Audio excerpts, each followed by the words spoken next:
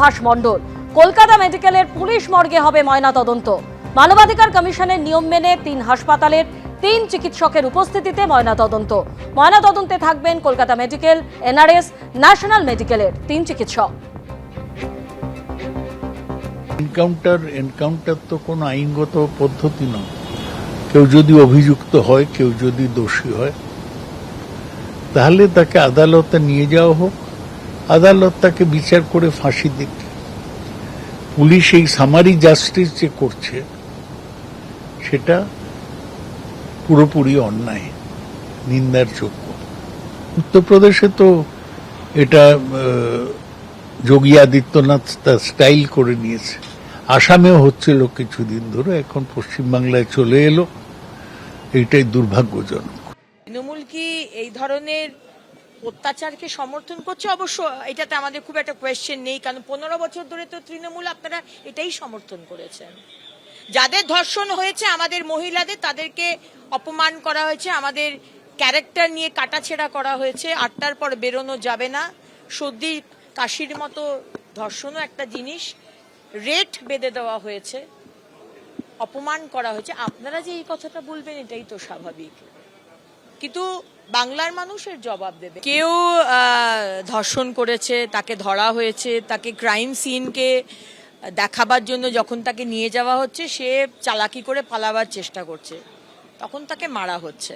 যারা এই ধরনের ভাবছেন যে পার পেয়ে যাবেন, কেউ জানতে পারবে না, আপনাদের কেউ সাহায্য করতে পারবে না, কেউ বাঁচাতে পারবে না, এইটুকু আপনাকে বলে দিচ্ছি। এটাকে আমরা সবসময় ধিক্কার জানাই যারা করেছে, এবং এটার বিরুদ্ধে যেমন মানুষের একটা ক্ষোভ আছে, আমাদের সবারই ক্ষোভ আছে, এবং যারা ঘটনা ঘটিয়েছে দৃষ্টান্তমূলক শাস্তি হওয়া দরকার, ফাঁসি হওয়া দরকার আমরা মনে করি, এবং খুব স্ট্রং অ্যাকশন নেওয়া দরকার।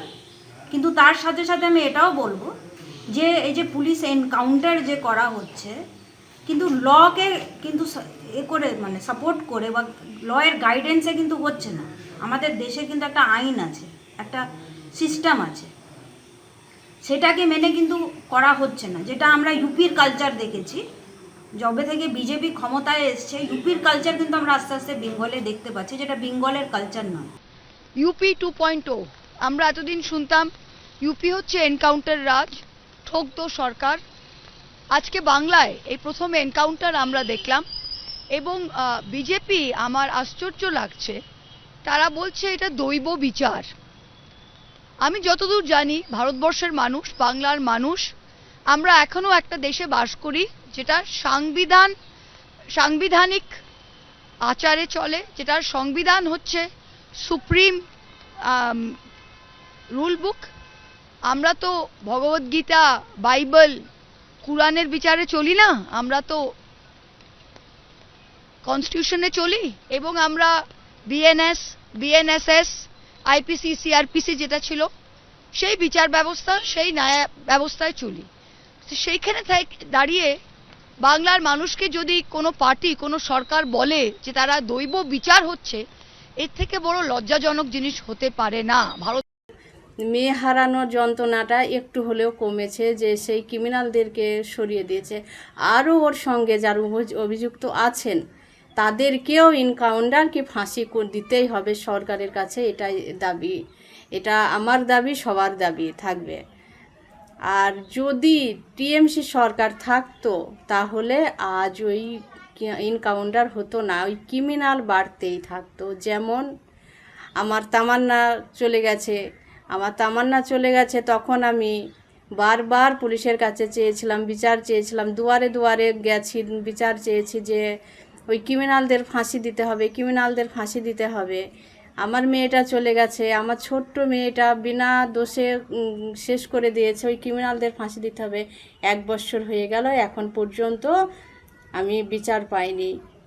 পুলিশের রিভলভার কেড়ে নিচ্ছে, সেখানে পুলিশ একা নেই, পুলিশের সঙ্গে অনেক পুলিশ আছে যারা সেই ঘটনাটা পরিদর্শন করতে যাচ্ছে, সেটাকে রিকনস্ট্রাক্ট করতে যাবে, অর্থাৎ কেমন করে ঘটনা ঘটেছিল তার তদন্ত করতে যাচ্ছে। সেখানে এক ভ্যানওয়ালা আছে, চুল্লুখোর, মাদকখোর, যে ধর্ষণ করে খুন করেছে, সে রিভলভার কেড়ে নিল, আবার গুলিও চালালো, পালাতেও গেল, পুলিশে গুলি করতে হলো। পুলিশ কোথায় আমাদের? অথচ সেই লোকটাকে খালি হাতে একটা যুবক দেখছি টিভিতে ধরে নিয়ে যাচ্ছে থানাতে। বলুন, সে স্বীকার করছে মারের আগেই। তাহলে আজকে পশ্চিমবঙ্গের পুলিশটা কোথায় আছে বলুন আমাকে? এই পুলিশ দিয়ে কী করে পশ্চিমবঙ্গের আইন শৃঙ্খলা রক্ষা হবে, এটা আমার কাছে একটা বড় প্রশ্ন। এখন মুখ্যমন্ত্রী আসছেন, মুখ্যমন্ত্রী বলছেন, মুখ্যমন্ত্রীর কথায় এলাকার মানুষ খুশি হচ্ছে, মুখ্যমন্ত্রীর কথাতে এলাকার মানুষ ভরসা রাখছে, এটা খুব ভালো কথা। কিন্তু পাশাপাশি আজকের পুলিশ, সেই পুলিশের দুরবস্থাটা কিন্তু চোখে আঙ্গুল দিয়ে দেখিয়ে দিল।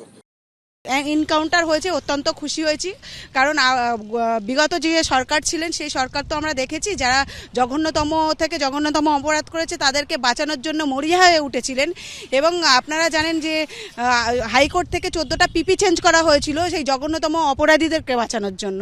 আজকে বিগত সরকার যদি দৃষ্টান্তমূলক থেকে দৃষ্টান্তমূলক সাজা দিতেন দোষীদের, তাহলে আজকে 2026-এ এসে এই একটা ফুটফুটে শিশুকে হারাতে হতো না। কোথাও গিয়ে একটু শান্তি পেলাম যে 13 বছর ধরে লড়াই করেছি কামদুনি মামলায়, যেখানে ফাঁসির আসামিগুলোকে ছেড়ে দেওয়া হয়েছে।